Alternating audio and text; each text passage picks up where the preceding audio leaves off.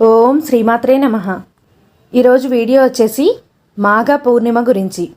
దీనిని మహామాఘి అని కూడా అంటారు. ఈ రోజున లలితా త్రిపుర సుందరీ దేవి ఆవిర్భవించిన రోజుగా జరుపుకుంటారు. లలితా జయంతిగా జరుపుకుంటారు. ఈ రోజున పరిపూర్ణమైన విశ్వాసంతో లలితాదేవిని ఆరాధిస్తే సర్వవిధ సిద్ధులు లభిస్తాయట. ఈ రోజున ఉదయాన్నే నిద్రలేచి శుచిగా స్నానం చేసి ఈశాన్యంలో కావచ్చు, పూజా మందిరంలో కావచ్చు, ఒక ఆసనాన్ని ఏర్పాటు చేసుకొని అమ్మ చిత్రపటాన్ని కానీ విగ్రహాన్ని కానీ ఉంచి పూజించాలి. ఇక్కడ లలితాదేవి చిత్రపటమే ఉండాలని లేదండి. త్రిపుర సుందరీ దేవి కనుక ముగ్గురు అమ్మలలో సరస్వతీదేవి కావచ్చు, పార్వతీదేవి కావచ్చు, ముగ్గురు అమ్మలలో ఎవరి చిత్రపటాన్నైనా ఉంచి పూజ చేసుకోవచ్చు. ముందుగా గణపతిని ప్రార్థించుకొని లలితమ్మని ధూపదీపాలతో పూజించి అమ్మవారి అష్టోత్తరాలు చదువుతూ పూజ చేయాలి.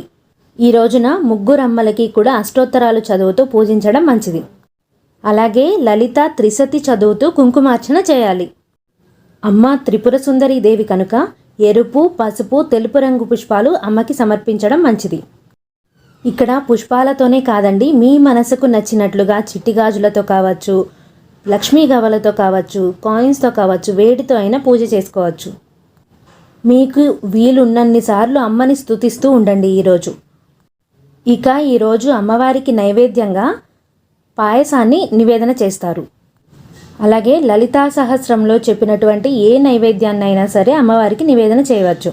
దానితో పాటు దానిమ్మ పండ్లు, అరటిపళ్ళు మీకు ఏవి అందుబాటులో ఉంటే అవి అన్నీ కూడా అమ్మకి నివేదన చేయవచ్చు. తరువాత అమ్మకి పంచహారతి ఇచ్చి కర్పూర నీరాజనాన్ని ఇవ్వాలి.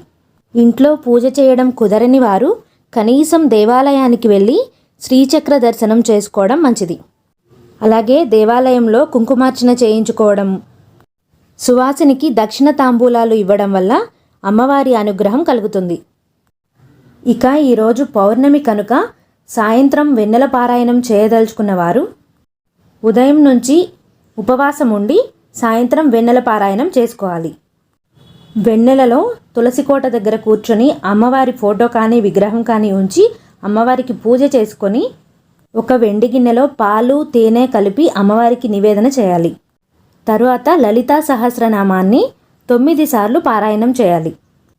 9 సార్లు కుదరని వారు ఒకసారి 3 సార్లు, మీకు ఎన్నిసార్లు కుదిరితే అన్నిసార్లు పారాయణం చేయవచ్చు.